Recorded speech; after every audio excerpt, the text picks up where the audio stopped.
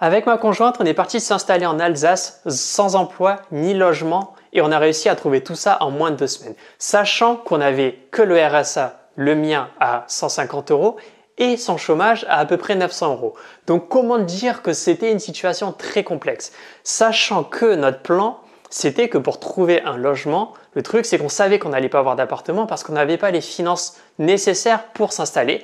Donc on s'est dit, bon bah mardi 18 octobre, on part en Alsace et on s'installe dans un camping, on va louer une caravane et c'est parti, on va faire mes recherches d'emploi et trouver un appartement. Sauf que ça s'est pas du tout passé comme prévu et c'était beaucoup plus compliqué que je ne le pensais. Donc je vais te raconter tout ça. Ce qu'il faut savoir avant, c'est qu'on a fait un gros tour de France pour savoir où s'installer.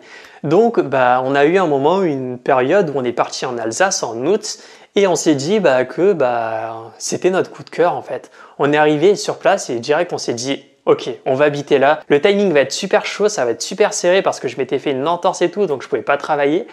Mais ça va se faire. Petit détail très important, c'est que à ce moment-là, dans ce road trip, on est allé dans un magasin bio et j'ai dit à Axel, ma conjointe, putain, j'adorerais travailler dans ce magasin-là. Sauf que il y avait que 2-3 employés et je me suis dit ils vont jamais recruter et j'ai complètement abandonné l'idée d'aller travailler là-bas. Donc voilà, petite parenthèse. Donc le 18 octobre, on sera en Alsace dans le Haut-Rhin dans un petit camping pour se loger dans une caravane de manière temporaire, le temps que je trouve mon CDI, le temps qu'on trouve un logement. Le truc, c'est qu'on n'avait que 2 semaines parce que tous les campings étaient obligés de fermer le 1er novembre. On était dans une situation qui était très complexe parce qu'il fallait que tout aille très très vite. Et moi, j'y croyais honnêtement. Je pensais vraiment que j'allais trouver un taf très facilement, mais il y avait des choses que je n'avais pas prises en compte et je l'ai un peu payé honnêtement. Donc on est le mercredi 19 octobre. La veille, j'avais fait un repérage de tous les endroits où je voulais postuler et tout. J'avais tous mes CV, mes lettres de motivation qui étaient prêtes.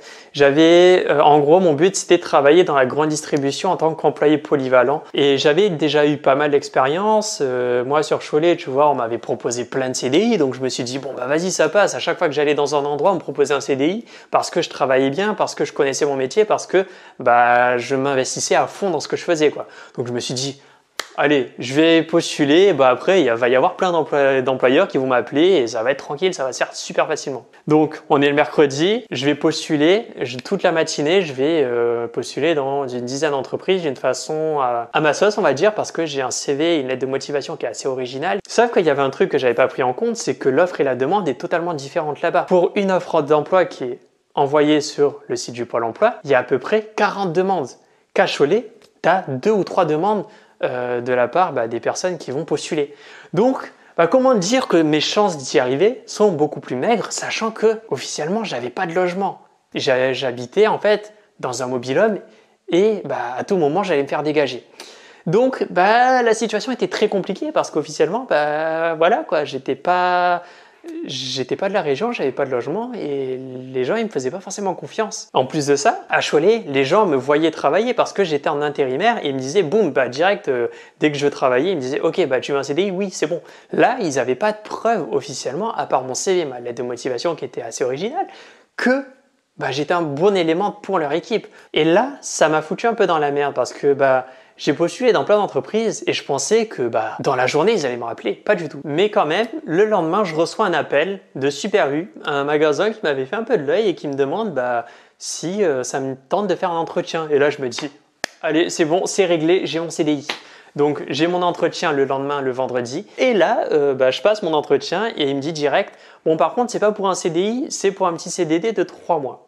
Et là, je me dis, putain, fais chier. Parce que là, concrètement, si j'ai qu'un CDD de 3 mois et que j'ai pas une promesse d'embauche en CDI, c'est mort, j'aurai pas mon appartement. Et tant que j'ai pas mon emploi, je peux pas avoir cet appartement parce que concrètement, il y a que Axel qui a son chômage et moi qui ai mon RSA. Donc à 2 cumulés, on n'a que 1 000 euros. Donc comment te dire que dans une région où il n'y a pas forcément beaucoup d'appartements, c'est chaud. Et là, je me dis, malheureusement, je vais devoir refuser. Et j'ai eu aucun appel entre-temps. Et là, je me dis avec Axel, là, on est dans la merde. Il va falloir qu'on trouve une solution rapidement. Parce que là, Axel devait partir lundi pour partir en formation jusqu'à jeudi. Et j'allais me retrouver seul à devoir trouver un appartement et un taf. Et là, ça allait être compliqué. Parce que là, je commençais à me dire, j'ai pas de réponse, comment je vais faire? Et là, j'étais vraiment en stress et j'étais vraiment pas bien. J'étais en mode, mais comment je vais faire? Est-ce qu'on s'est pas vraiment foutu dans une situation de merde? Est-ce qu'on n'est pas parti un peu trop vite, un peu à l'aveugle, avec un petit peu trop de confiance? Et là, je me suis dit, peut-être que j'ai foutu Axel dans la merde là, dans cette situation, on est peut-être dans le caca. Et là, j'ai commencé à vraiment douter et à être dans le stress. Sachant qu'on est samedi et dimanche et que je peux pas officiellement faire grand chose parce que là, les RH ils travaillent pas, ils peuvent pas analyser mes candidatures et en plus de ça, il faut le temps que les personnes lisent mes candidatures parce qu'il y a tout ce côté hiérarchique, tout ce côté paperasse et il faut du temps en fait pour que tout ça remonte à la direction. Et moi, je suis à ce moment-là plus qu'à une semaine en fait de me faire dégager du camping avec Axel. Donc on allait se retrouver vraiment dans la merde. Et si on n'avait pas de logement, concrètement à cette période-là, il commençait à faire froid. Et on ne pouvait pas se permettre en fait de dormir dans une tente ou quoi en mode camping sauvage parce que il faisait beaucoup trop froid et c'était vraiment compliqué. Et moi, j'avais pas beaucoup d'économies et avoir un Airbnb, c'était pas forcément trop envisageable quoi, parce que ça coûterait beaucoup trop cher par rapport à notre budget. Et là, vraiment, on s'est retrouvé dans une situation très complexe et moi, j'étais vraiment stressé. Axel était beaucoup plus confiante, mais moi là, en fait, tout se reposait sur moi parce que si j'avais pas d'emploi, concrètement, notre projet d'être en Alsace était complètement fini. Donc, on est le lundi, j'amène Axel à la gare et tout pour qu'elle prenne son train pour qu'elle parte à Paris. Et moi, là, je commence à tout refaire, à refaire tous mes plans, à refaire mes CV, à refaire mes lettres de motivation, à commencer à revoir comment je vais faire pour postuler, pour trouver un logement, commencer à aller voir des agences immobilières le lendemain. Donc, à commencer à préparer les dossiers et tout. Et le lendemain, le mardi 25, donc là, le timing est très short parce qu'il nous reste même plus une semaine pour trouver un emploi et un logement. Donc comment dire que c'est chaud. Donc le mardi, je vais à Guebwiller pour aller dans des agences immobilières pour savoir si c'était possible avec une potentielle promesse d'embauche, si je pouvais éventuellement trouver un appartement. Je suis allé voir 4 agences immobilières, elles m'ont toutes dit que c'était impossible. Si j'avais pas un CDI sans compter la période d'essai, c'était mort parce qu'il y avait un truc avec la direction qui faisait que dans leur contrat, ils ne pouvaient pas avoir quelqu'un qui était sans CDI et qu'il n'y aurait que mon CDI qui compterait. Donc du coup, il n'y aurait que mon salaire et pas le chômage d'Axel. Ce qui au fond était complètement con parce que on savait qu'on pouvait payer ce logement, on savait qu'on pouvait payer un logement tout court. Et malheureusement, ils ne pouvaient pas nous faire confiance parce que on n'avait pas de CDI. Donc les agences immobilières, c'était mort. Donc là, on devait se focaliser que sur le bon coin. Et j'avais toujours pas de réponse de la part des employeurs. Et là, j'étais vraiment dans une situation où je me disais « Ah là, ça commence à être compliqué ».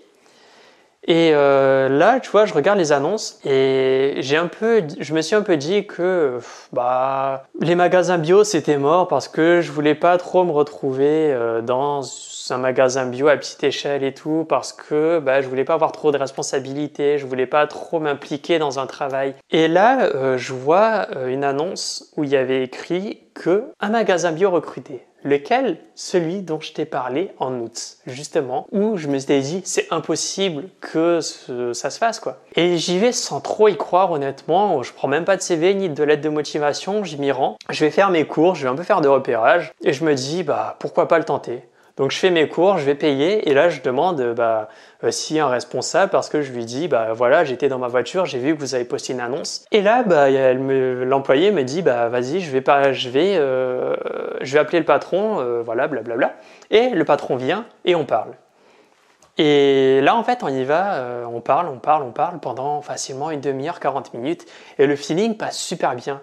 Et là je me dis j'ai mes chances. J'ai vraiment mes chances et au final, même si ça me faisait peur de travailler dans un magasin bio, même si j'ai déjà travaillé dans un magasin bio, je me suis dit, c'est que c'est là en fait que tu dois aller. Parce que quand ça te fait peur, c'est là où tu dois aller. Et là, le patron m'a dit, ramène-moi un CV qui décrit ton histoire.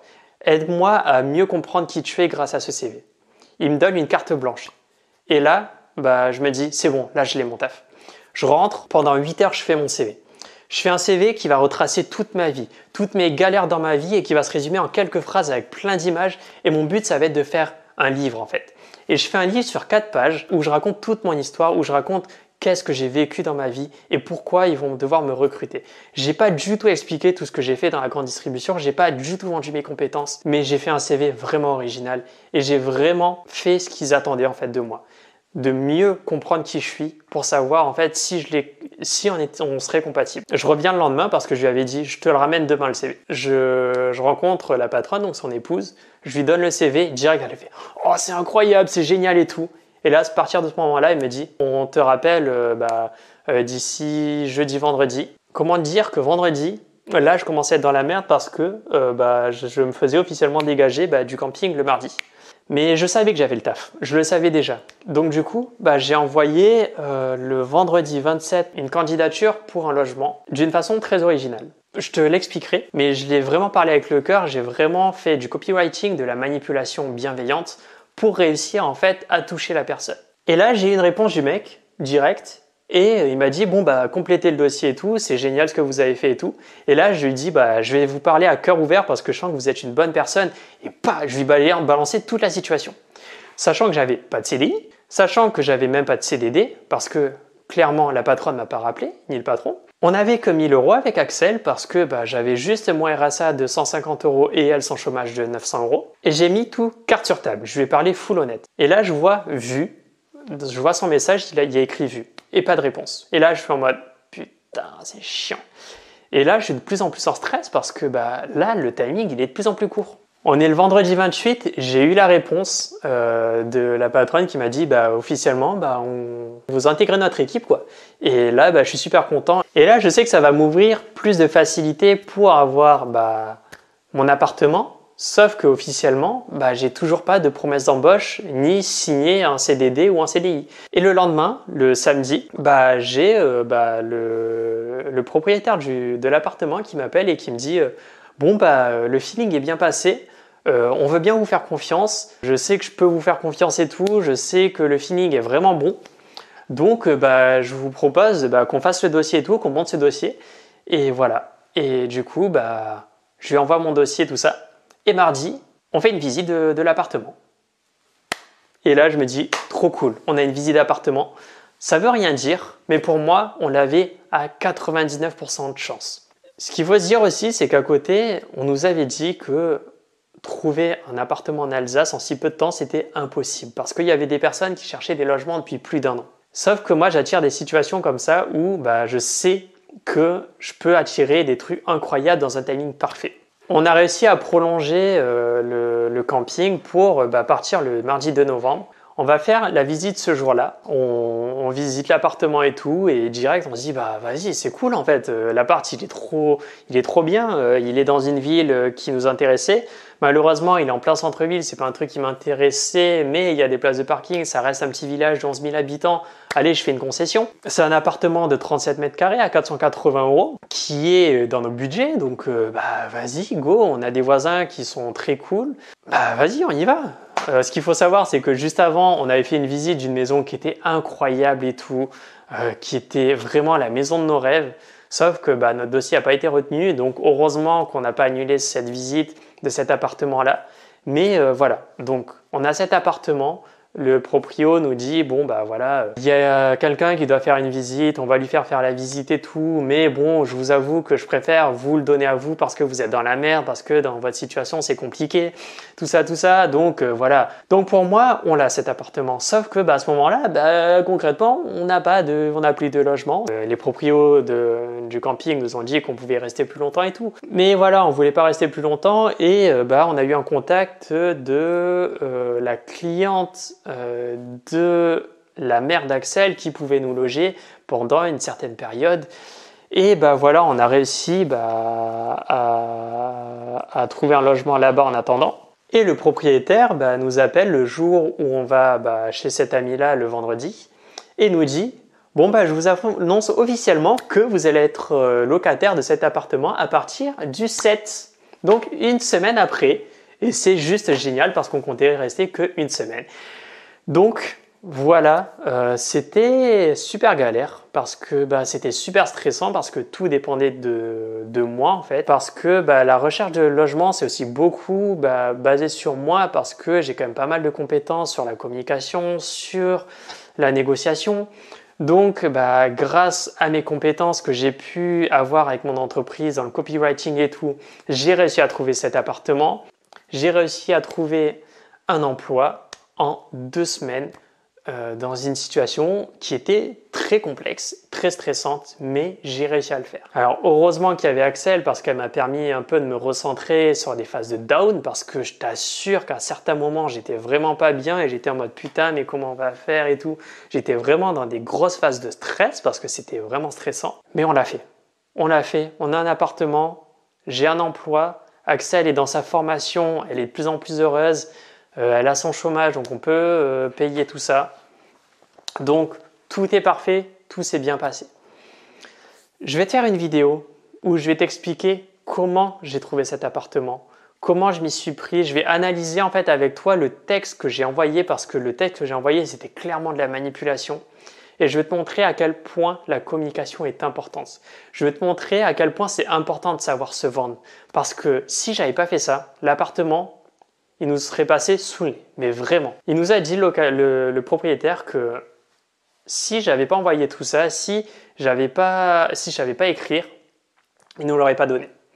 Parce que je t'assure que la façon dont je l'ai fait, pour moi, c'est un coup de maître. Parce que vraiment, personne n'aurait dû accepter notre dossier tellement il était instable.